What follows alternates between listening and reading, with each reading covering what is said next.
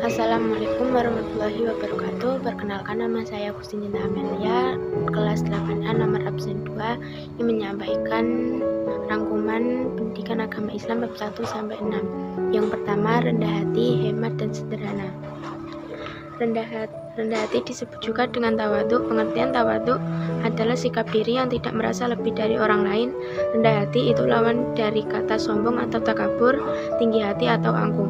Dalil sikap rendah hati terdapat pada surah Al-Furqan ayat 63. Pada Quran surah Al-Isra ayat 27, Allah Subhanahu wa taala menegaskan bahwa berfoya-foya serta menggambur-gamburkan harta itu adalah pemborosan yang merupakan bagian dari perbuatan setan.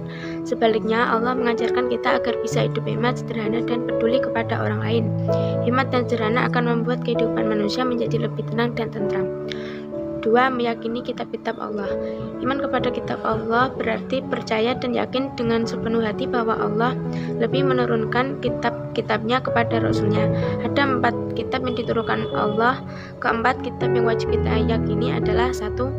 Kitab Taurat diturunkan kepada Nabi Musa. 2. Kitab Zabur diturunkan kepada Nabi Daud. 3. Kitab Injil diturunkan kepada Nabi Isa. 4. Kitab Al-Quran diturunkan kepada Nabi Muhammad. Yang ketiga, larangan miras. Segala bentuk yang memabukkan termasuk khamar. Meminum khamar adalah haram dan termasuk perbuatan keji. Keharaman khamar ini juga ditegaskan dalam hadis Nabi berikut. Bismillahirrahmanirrahim. Ani Umar anna Rasulullah sallallahu alaihi wasallam qala kullu musyriki khamrun wa kullu muskirin haram. Artinya dari Ibnu Umar bahwa Rasulullah bersabda, setiap yang memabukkan adalah khamar dan setiap yang memabukkan adalah haram. Yang ketiga, sholat sunnah. Sholat sunnah adalah sholat yang dianjurkan untuk mengerjakannya. Orang yang melaksanakan sholat sunnah mendapat pahala dan keutamaan dari Allah. Namun jika seorang melaksanakan sholat sunnah dan dia tidak berdosa. Sholat sunnah yang dianjurkan untuk dilaksanakan cara berjamaah adalah sholat Idul Fitri, sholat Idul Adha atau hari raya haji atau korban, sholat kusufi syamsi, sholat kusufil komari, dan sholat istiqa.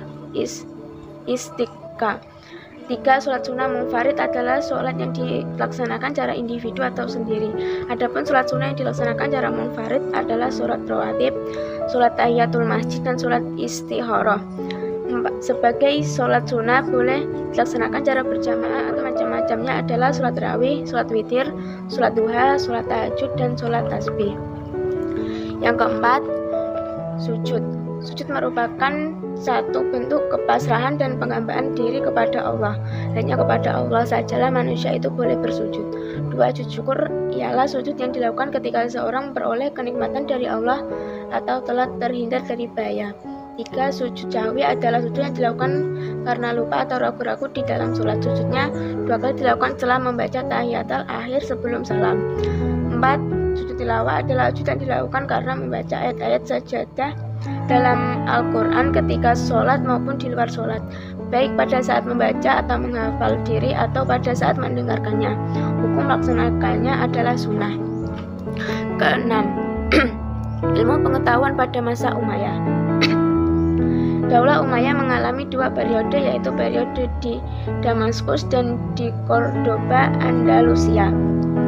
Daulah Umayyah di Damaskus berdiri selama 90 tahun atau 661 Masehi sampai 750 Masehi. Pendirinya bernama Muawiyah bin Abi Sufyan bin Harb bin Umayyah. Daulah Umayyah menjadikan Damaskus sebagai pusat pemerintahannya. Saat ini Damaskus dibagi ibu kota negara Suriah. Kekuasaan Bani Umayyah di Damaskus berakhir pada tahun 750 Masehi dan kekhalifahan pindah ke tangan Bani Abbasiyah. Masa keemasan Bani Umayyah di Damaskus adalah pada saat pemerintahan Al-Walid dan Umar bin Abdul Aziz. Pemerintahan Daulah Umayyah di Andalusia atau Spanyol berdiri selama 275 tahun atau 756 Masehi sampai 1031 Masehi. Cordoba menjadi pusat pemerintahannya. Pesatnya perkembangan ilmu pengetahuan terjadi pada masa pemerintahan Amir yang ke-8, yakni Abdurrahman An-Nasir dan Amir Yang kesembilan yakni Hakam Al-Muntasir. Pada masa pemerintahan Bani Umayyah, ilmu pengetahuan mengalami kemajuan yang sangat berarti. Adapun perkembangan ilmu pengetahuan pada masa ini dapat dikelompokkan sebagai berikut. 1. Ilmu kimia, 2. Kedokteran, 3. Sejarah, 4. Bahasa dan sastra. Demikian yang saya sampaikan, bisa bermanfaat bagi semuanya. Wassalamualaikum warahmatullahi wabarakatuh.